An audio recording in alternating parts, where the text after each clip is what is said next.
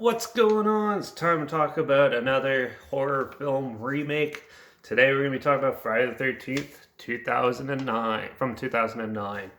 Released by New Line Cinema February 13th, 2009. It was produced by Michael Bay, Andrew Foreign, Brad Fuller, and Sean S. Cunningham, the director of the original. It was written by Damian Shannon and Mark Swift, and it was directed by Marcus Nispel, which just so happened to be the director of the last film I reviewed, and which was the Texas Chainsaw Massacre 2003. But he's also done the Conan the Barbarian remake. Also, he's done Pathfinder, which is a really good one, and Exeter, which is actually pretty decent. And this had a box office earnings of $92.7 million, which is a moderate success. Considering the other big remake New Line did right after this was A Nightmare on Elm Street, and that bombed horribly. But we're going to be talking about the Friday the 13th remake. So this one's definitely way different than the first Friday the 13th movie. This one takes the first four and basically shoves it all together. So, yeah, it's your typical Friday movie. So if you've seen the Friday films, you know what's happening. If you've seen the slasher film camp setting, you know what's happening. It's basically paint by numbers slasher. Just something interesting though is this is one of the few films where the first half hour-ish or first 20 minutes or so, you have one group of characters and they all get slaughtered, which is good. And it's all in the vein of the first two films, sort of. So you learn right off the bat, they give you the exposition of Jason and how he was like a kid and he drowned, and then the mother reaped revenge. And then it goes into the Baghead Jason from part two, which is basically the kill in the first 20 minutes of this film. And he goes along, kills a whole pile of teens out to have a good time on a camping trip.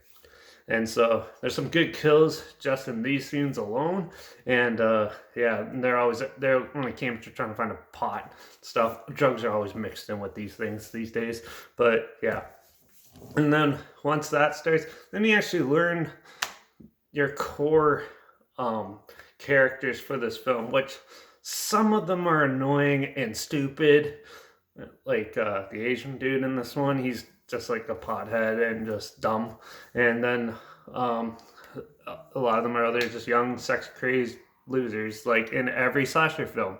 And so the core group of friends are going up to a cottage for a getaway, and it just so happens to be right near Crystal Lake where Jason's stomping grounds are, and he ends up targeting them and taking them on. But the difference with this film, I might spoil some of this by the way, is that about halfway through the film, you meet one of the older brothers of one of the girls in the beginning who's actually looking for her, who's missing, and he's dead set on trying to find her. And some of the people that are in the new group of friends that you're following want to help out and stuff. And so mostly everyone just goes their separate ways and slowly gets picked off.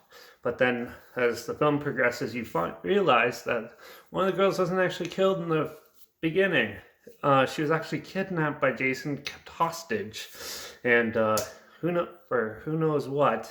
And basically they end up finding her and taking on Jason and trying to survive, which they have some inventive, cool ways of killing him in this. And it was definitely a good refresh slasher film. I remember when this came out, me and one of my older buddies went and saw it because I wasn't of age to go see it yet. And I saw it in theaters, and it was fun seeing a Friday film in theaters. It was definitely one of it was just a fun experience and stuff, seeing Jason on the big screen again. And absolutely, it's a lot of fun. If you like slashers, you're gonna dig this one. It is very dark, but it has the same cinematographer as the Texas Chainsaw Massacre, the 2003 remake. So most of the dark scenes, especially in this one, are really well lit. And there's some really good kills in this film. Like I love the boat kill, like when the girl's hiding under the dock and he's like walking above trying to figure out where she is, and then just all of a sudden just stabs her in the head.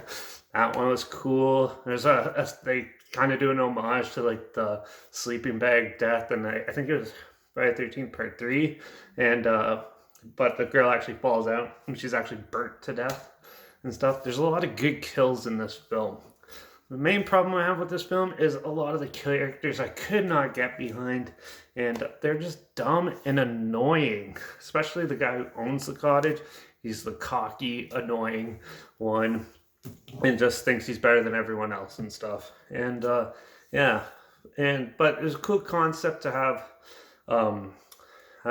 Jason have like one of a sibling hidden and abducted for some reason, but they didn't really elaborate on that too much, and it kind of left the film a little disjointed, I thought. But overall, though, if you're if you just want to watch a slasher film, a lot of good killings with a lot of good, refreshing look of Jason. Jason's big, massive, and he's more humanized, not zombie-like, like 4 through 8. So definitely a pretty good remake. It's not fantastic or anything, but I still really enjoyed this one. So I'm going to give Friday the 13th, the 2009 remake, a 4 out of 5. It's a good slasher, just needs a little tweaking and maybe update, and maybe just if they gave the characters a little more depth and everything, then just make them standard slasher characters, it would have been really good. But it was hard to get behind some of them, and I just didn't really care when they died. So with that, yeah, 4 out of 5 from me. So yeah, so there's a trailer link down below, like always. If you want to check it out, if you've never seen this, or if you want to relive it or whatever, it's linked down below so you can see what I'm talking about. Also linked down below is my Instagram, where I always post clips of films I'm going to review in the future on my story. I usually have the film title and a hashtag, and the subgenre of the film and a hashtag, so you're aware of it. And so yeah, make sure you follow me there to stay in the loop, or you can follow me on Letterbox to stay in the loop too. At Derek P Reviews, that's where I post my first star rating right after watching the film. So yeah, follow me on one of those two to stay in the loop.